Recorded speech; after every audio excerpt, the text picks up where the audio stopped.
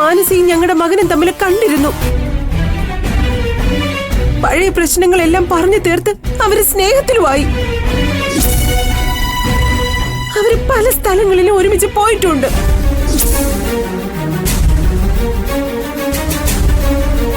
ഞാൻ ഇവരോട് പറഞ്ഞത് നിങ്ങളുടെ വീട്ടിൽ നിന്ന് മാനസയെ കൊണ്ടുവരാനാ. പക്ഷേ മാനസിക്ക് പകരം നീ വന്നു.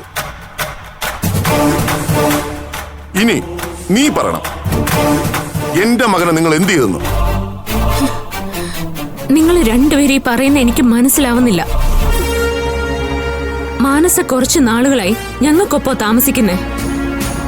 അവളെ ആരും അവിടെ കാണാനും വന്നിട്ടില്ല. അവൾ ആരുടെ കൂടെയും എങ്ങോട്ടും പോയിട്ടുമില്ല.